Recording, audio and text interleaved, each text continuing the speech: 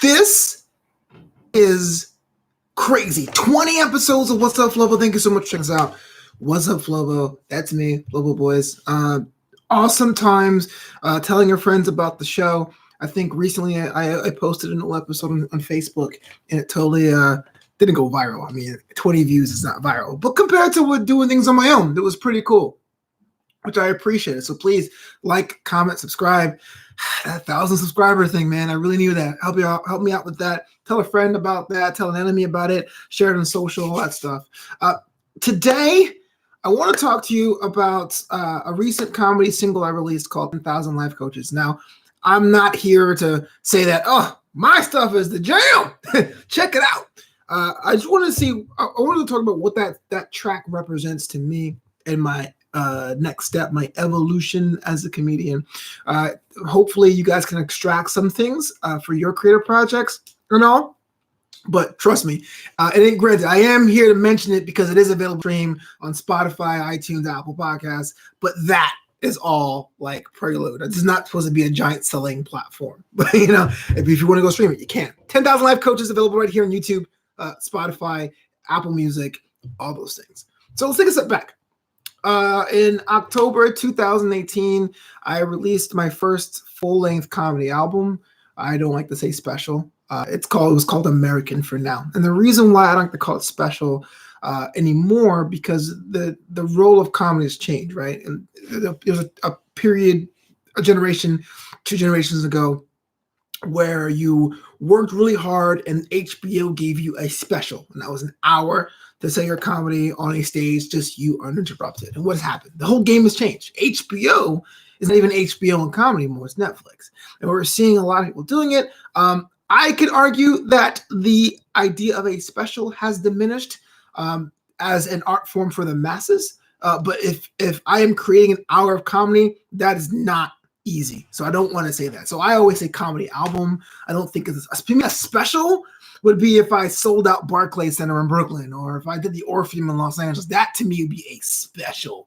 But I did record an hour. I did work really hard. It's called American for Now, October 2018. Also available for streaming. Check that out. 2019 was a bit of a period of transition, a little bit of a championship hangover, right? So I was in 5 years in the game, in the comedy game, but I was kind of at an impasse. Like the class I came up with, the comedians I came up with, the ones I see in comedy clubs, we all kind of went our separate ways. Some people got snatched up by the content explosion, the acting roles, or they got comedy writing jobs. But the majority of us kind of fell by the wayside and stopped writing it and stopped being as frequently. Myself included. I didn't perform as much as I should. I still don't. I mean, there's some comics that go up 4 or 5 times a night, multiple times a week. I go up, if I'm lucky, maybe 3 times a week, sometimes even less than that. But that's what 2019 was so hard, because on the personal side of things, I was dealing with my second full year. Well, I had a job, but I realized there were sketchy things at my job, and so I had to leave, and being self-employed. And so there was the day job thing was impacting the art form thing. And it's never an excuse, because life will always come at you. Don't ever take that as an excuse. You can't say, I can't do it because I have kids, You got to find a way. If you really care about it, you find a way. I can't do it because I'm tired. Well, you got to find a way. That's just the way it is. But what I'm saying to that is in 2019, I was that guy. Oh, I'm too tired. I spent so much time trying to find work and DJ bookings today. I'm not motivated to write.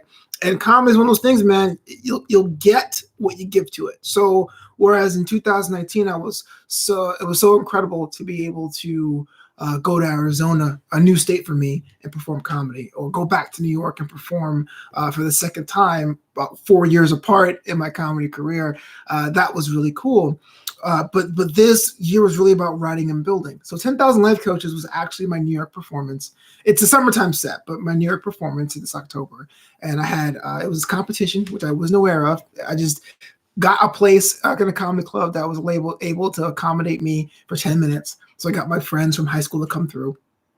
And it was an inverted comedy competition. I'm never good at those, but I technically won that competition with this set. And the promoter's like, look, man, the prize is another set next week and $20 in Jersey. You're going back to LA. Is it okay if I give it to the second place person? Now, that's never happened to me before. And it's such a small prize, but feather in the cap. But it was great just being with my friends and hanging with them and telling stories. And to perform in New York is always great because that's what makes it great. Telling comedy to my friends, the friends that were nice to me even back then. So I have this new set here, and I go, well, this is not going to be as fresh if I wait a year or so and put it in an album, which is what traditional comedy is. It's almost how music used to be back in the day. You stack your jokes and bits, and then you tighten it up, and you stack some more, and then you tighten it up, and then you release. And I said, well, let me try something new with this. So I use a brand new distribution platform for me personally. If you guys care about it, I can go more into detail about that. I used to go with one distributor. I changed it up, and I distributed just the track, just the set as one bit. It was called 10,000 Life Coaches. This was like the extended version of the bit that I took to Arizona, the one I did Chocolate Sundays with at the Laugh Factory. And I released it. And I say that because compared to other comedians who don't write as much, or the comedians who write all the time or perform all the time, here I am just doing my little tortoise in the hair. Here's a new track. You know?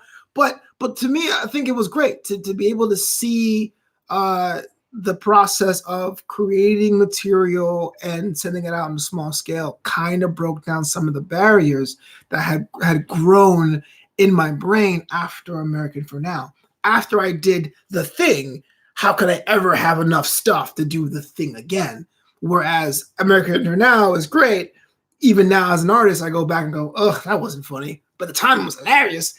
I can still keep doing track by tracks if things need be. So the response has been great, and people loved it, or for what they told me. If they hated it, they didn't let me know. They were kind of like, man. But no, I think the response has been pretty good. Just going out there with new material, fresh material, keeping things fresh. So if someone searches your comedy material, if someone says what's about, if you're an artist, if you're a creator, you always have something there. You gotta feed the beast. I started Wassup Flobo. I couldn't do 2 episodes and stop, even though the 3rd episode I was pretty much like, oh man, I'm out of ideas. But because you made the effort and commitment to start something, you should see it through. Much like how I said, hey, I'm a comic, I'm going to see it through. So it's available, good responses, whatever. But now it's kind of had this positive feedback loop because those who liked it and said, hey, man, I remember you when you first started, and I don't want to say you were trash back then, but it's pretty good now. I mean, that's the energy you need to keep going. You know, there's a lot of times in our heads when we have downtime. And this is why people are a certain age, like between 29 and 45, they don't get involved with things that let pop culture pass them by. Because as we get older, we have more and more responsibilities. And with that responsibilities comes less and less downtime. And with our downtime, we want to be making sure that our downtime is fully enjoyable. How many times have someone go, hey, have you heard this hot new show on Netflix? You should check it out. And you go, yeah, I will. The next day you have 2 hours free, but you're like, I'm going to go watch The Office. Because you know that's the bada boom that makes you happy. I'm not going to waste my time, my downtime with something that I won't be.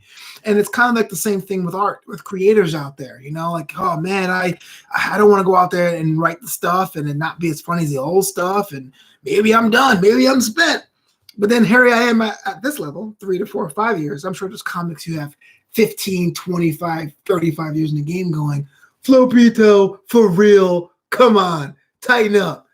You know, I'm just sharing you my experience. So 2018, what was one of the greatest comedy years of my life, full-length album. 19 was kind of finding my place and trying to fit comedy in through life and trying to hack jokes and making sure things worked and didn't work. And hopefully 2020 is the resurgence like a phoenix, starting with 10,000 Life Coaches, which again, you can stream right here on YouTube or on Spotify or Apple Music and all that. So whatever you're working on, keep at it. If you got to take some off or bite some off and do little samples, everyone, if you have to serialize your work, consider doing that. It may be the fuel to the fire, whatever it is that you want to do. Thank you so much for listening to episode 20 of Wassup Flobo. I've been doing the show for 4 weeks, 5 weeks. So I'm pumping these out, but I'm so glad. So much fun. Thank you so much for your comments. I actually got legit comments, you know, that's always great. Tell a friend about the show. Tell a friend about the channel. 1,000 subscribers is the goal. I'll keep making these things. I